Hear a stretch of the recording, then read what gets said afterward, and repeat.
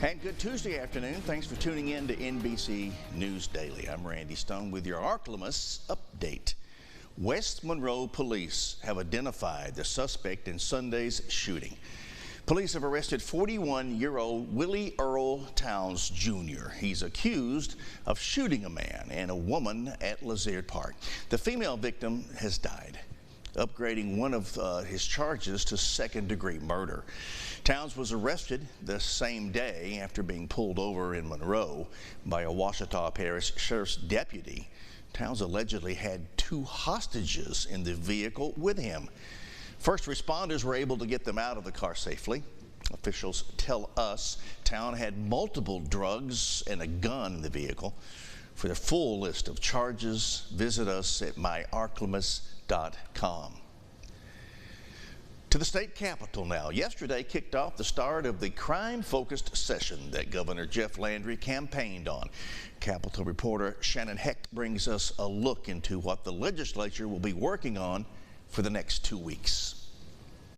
The first day of the special session kicked off with a passionate speech from Governor Landry, where he brought out victims of crime and says that he wants to bring them justice. But not every member of the legislature agrees that the way that this session is laid out is the right way to do so. Governor Landry focused his speech on how to bring justice to victims of crime and their families. Many of the bills in the session look to increase penalties, reduce who is eligible for parole, and offer immunity for some people who carry firearms, among other topics. The propensity of some to signal their virtuous compassion for criminals has become a badge of honor for too many liberals. They turn reckless commentary into political causes, which undermine the principles that have made this country safe. Democrats are working to slow down the process of the session to allow transparency to the public and give them time to come have their voices heard before the bills are voted on. If we want to talk about addressing crime, we need to talk about mental health, substance use disorders,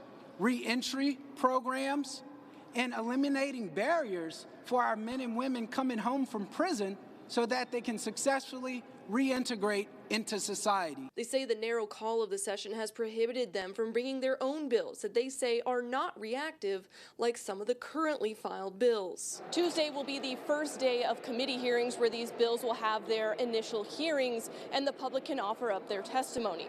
This session can last until March 6th. For your local election headquarters, I'm Shannon Hecht. And now, exclusive Storm Tracker Doppler weather with meteorologist Chase Ward. We'll continue to see lots of sunshine as we head into this afternoon. It's going to be great if you've got any outdoor plans for later on today. Temperatures will be in the lower 70s, and we'll continue to stay clear and quiet overnight tonight. Might just have a few passing clouds and temperatures. They'll cool down mainly to the mid and upper 40s for overnight lows. And as we go into tomorrow, the winds kind of start picking up a little bit out of the south, becoming a little bit breezier by tomorrow afternoon. The clouds will be kind of off and on, but we'll still pick up on some sunshine. Temperatures are still expected to warm to the lower 70s. Now, once we get closer towards Thursday, the winds, they will continue to pick up, become breezy going into Thursday as cloud cover itself kind of begins to increase, as we do have a very weak frontal boundary that will try to push in out of the northwest. The winds will pick up, becoming breezy out of the southwest as we go late Thursday evening. Rain chances stay relatively minimum. Right now, models are not really hinting at a whole lot as far as any patchy showers or anything like that, as we'll be lacking moisture in the mid-upper levels of the atmosphere. But rain chances still sit 10% at best for Thursday. We'll continue to see lots of sunshine and be drier towards the weekend. But low 48 degrees for tonight, staying mostly clear and quiet. And then tomorrow we'll start to see a little bit of that clouds rolling in, be partly cloudy with temperatures still in the lower 70s. And then as we go throughout the rest of the week, we'll be just a tad cooler for Friday after that weak boundary layer pushes in on Thursday. And then through the weekend, we'll see lots of sunshine. If you got any weekend plans, it's going to be pretty great for anything outdoors. By next Monday and Tuesday, clouds start to roll back in. We'll see some light rain chances by Tuesday as we continue in the upper 70s. That's it for our midday update today on this Tuesday. NBC News Daily will continue now. In the meantime, enjoy this nice weather. Take care of your neighbors. Check on your pets. Be kind to each other. And God bless us all.